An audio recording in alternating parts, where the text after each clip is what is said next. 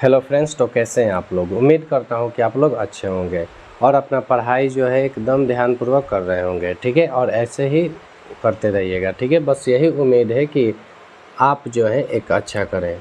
ठीक है, और अपना पढ़ाई जो है कभी स्किप ना करें। जैसे कि आप लोग जानते हैं कि इंग्लिश स्पेशल बैच 1.0 में हम लोग जो है नाउन नंबर तक पढ़ चुके थे। आज जो है हम लोग नाउन जेंडर के बारे में पढ़ने वाले हैं। जैसे कि आप लोग जानते होंगे कि हिंदी में जो ये जेंडर होते हैं, लिंग जो होते हैं, वो 3 तरीके का होते हैं।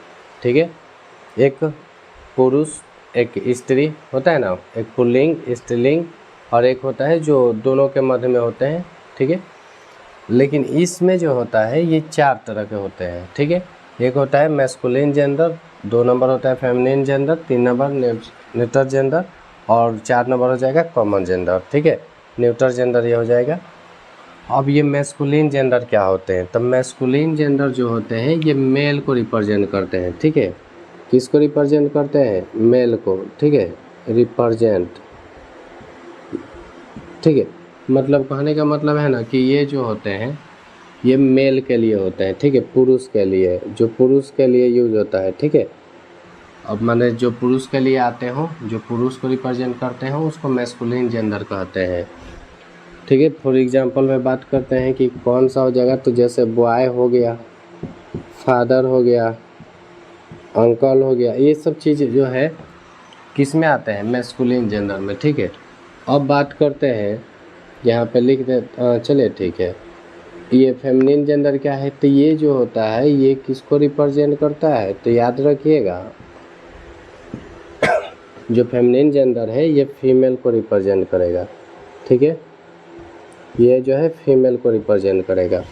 और एग्जांपल का बात करें तो यहाँ बॉय लिखे हैं तो यहाँ पे गर्ल लिख लेंगे, यहाँ पे फादर लिखे हैं तो यहाँ पे मदर लिख लेंगे। ठीक है, ऐसे ही ज़्यादा इसमें टाइम लॉस नहीं करते हैं। इतना आई होप कि समझ में आ गया होगा। मैस्कुलिन जेंडर जो है पुरुष के लिए यूज होता है, फेमिनिन जेंडर जो है स्त्री के लिए प्रयोग होता है। लेकिन यहाँ पे न्यूट्रल जेंडर लिखे हैं, ये किसके लिए प्रयोग होता है? तो ये थिंग्स के लिए होता है, वस्तुओं के लिए प्रयोग होता है ये। ठीक है, ये ठीक है। अब वस्तु में कौन कौन सा? तो जैसे मान लीजिए हो गया चेयर, ठीक है, पेन, मतलब ये सब वस्तुएं जो होंगे ये सारे के सारे किस में हो जाएंगे? तो न्यूट्रल जेंडर में हो जाएंगे। अब बात करते हैं कॉमन जेंडर का। तो कॉमन जेंडर में कौन होगा? तो कॉमन जेंडर में वो आएंगे जो कॉमन नाउन में आते हैं। एक बात करें तो ये जो होगा बोल सकते हैं कि रिप्रेजेंट करता है कॉमन नाउन को, रिप्रेजेंट कॉमन नाउन।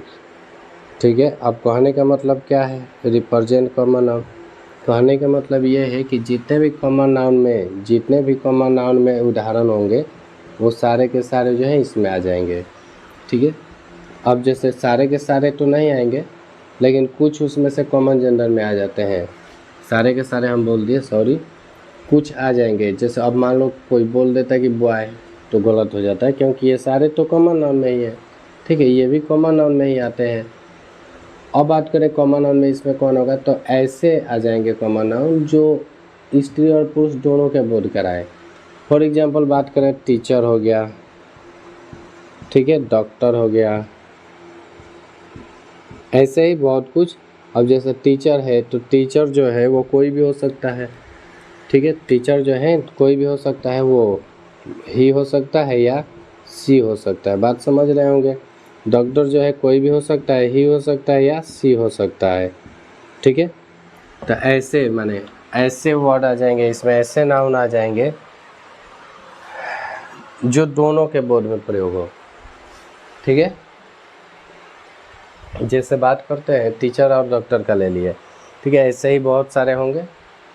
ये जो था आपका नाउन जेंडर था। एक और टॉपिक बच गया है नाउन से रिलेटेड, और वो है नाउन कंपाउंड। ठीक है, उसको पढ़ने के बाद नाउन यहाँ से कंप्लीट हो जाएगा। उसके बाद आपका कोई भी क्वेश्चन जो है नहीं छूटेगा। ठीक है, बशर्ते आप इसको रिवीजन करते रहिएगा। ठीक है, तब तक अपना ख्याल रखिए, अपने फैमिली का ख्याल रखिए, और अपना पढ़ाई जो है मन लगा कर करते रहिए। ठीक है, नोट कीजिए, और वीडियो को हम यहीं पे रोक देते हैं आज के लिए।